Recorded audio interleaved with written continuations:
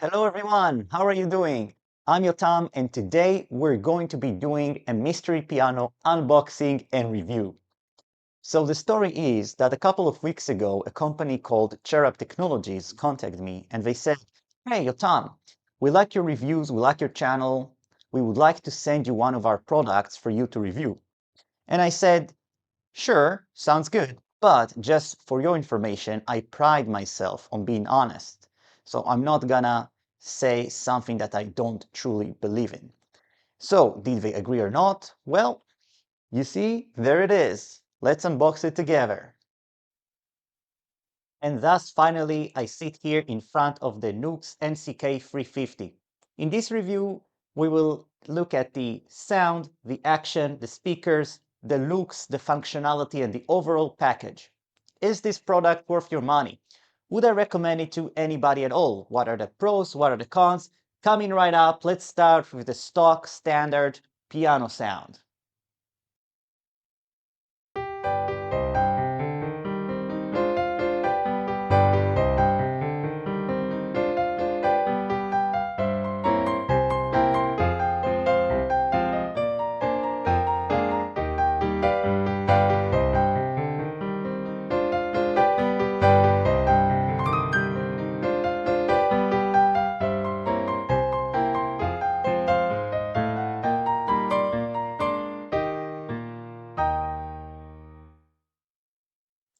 The NCK-330 is designed as a home upright digital piano. Right off the bat, you can tell by its looks, it is a furniture, it's a stylish instrument. And I must say that I do dig the sleek black look and the easy of functionality. You basically have a few buttons for the most important functions that you'll need, and there's pretty much almost no menu diving, so you're focused on just playing. Let's hear another example with the main piano sound, and then we'll talk about the sound and the keyboard feel.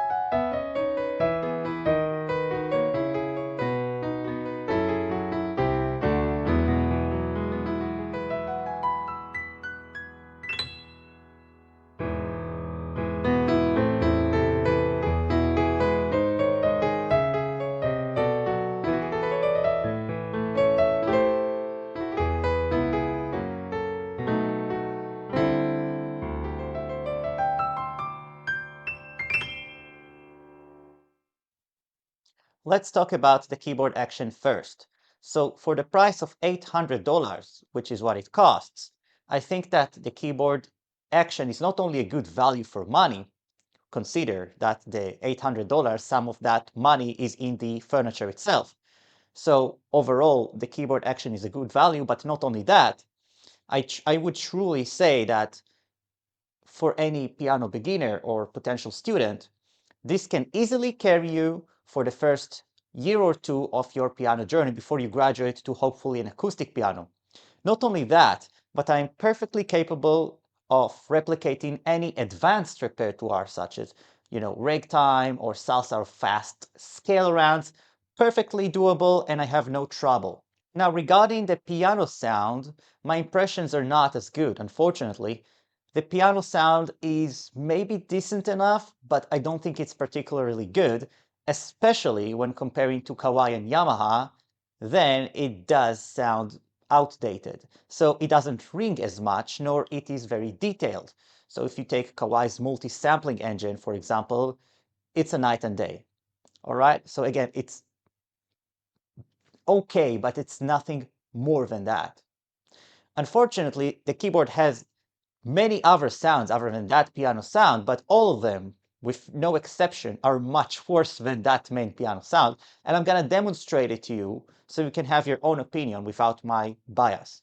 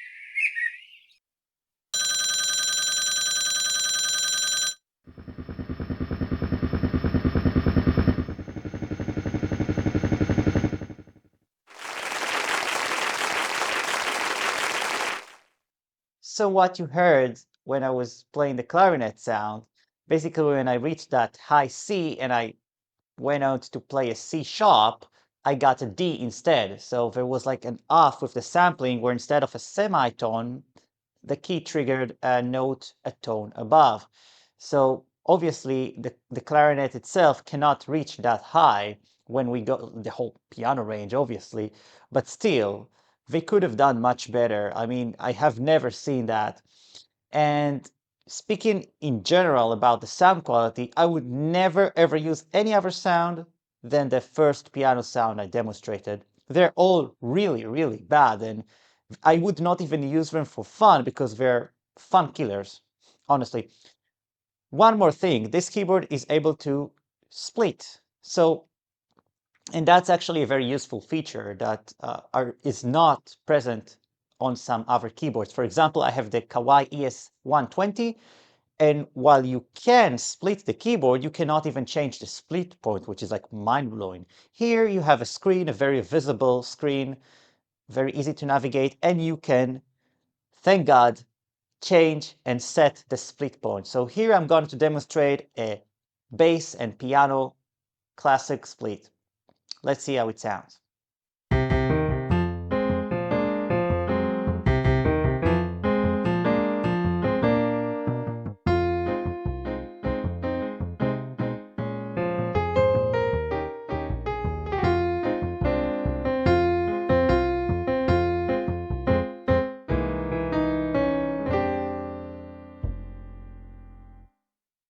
Two more things to know about the split function. First of all, you can choose any two sounds to use in the split. So the way it works is that you choose the first sound, and then you hit the split, you turn it on, and then you get to choose the second one. And by the way, you can change the octave ranges, although very disappointingly, you can only raise and lower by one. And for some reason, when I click the split point, the piano is lowered in octave. So for example, I had to increase it and it's still lower. So the way it works is very quirky, but it's better than the implementation of some other keyboards in a similar price range. So I'm not complaining about this. I'm thankful to have it, but I think that if NUX could fix it simply with a software update, that would raise the value of the instrument overall. All right, so in addition, there is a small effect section on this instrument, and the effects are not as bad as the sound themselves, so much so that when you apply them on some of the synthesizer sound, they become pseudo-usable, I would say.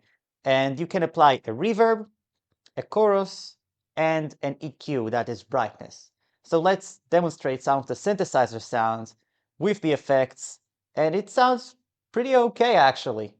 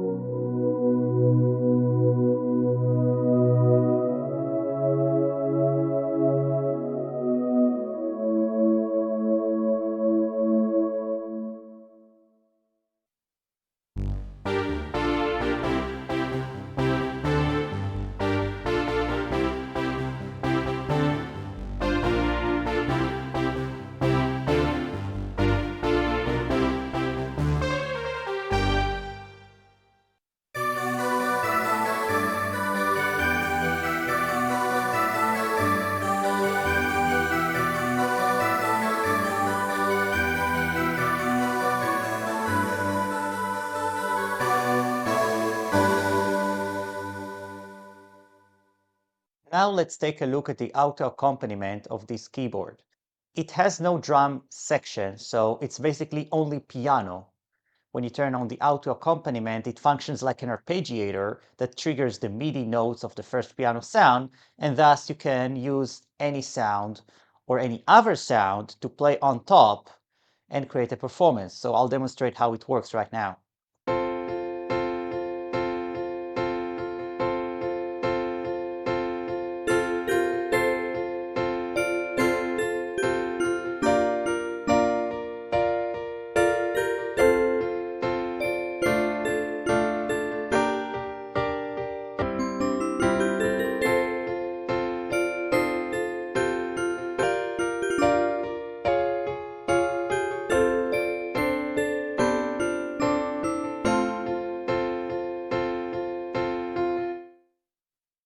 Another notable feature of the NCK is the availability of Bluetooth. So that would allow you, for example, to stream videos from your phone or laptop to be heard via the built-in speakers with no cable, and that's pretty useful. And speaking of which, the speakers are surprisingly good. Not only good, they're also loud. They're very loud, especially comparing to my Kawai ES120, which is Kawai's slab entry model. The speakers, obviously it's apples to oranges, but again, I'm just working with what I have. The speakers on these slab models are no match for the speaker on this upright digital piano. So other than the looks, if you're considering, should I get a slab, should I get an upright, other than the looks, you also get much better speakers on these ones compared to the slab pianos. Finally, let's talk about my personal favorite feature of this piano, which is the built-in audio interface.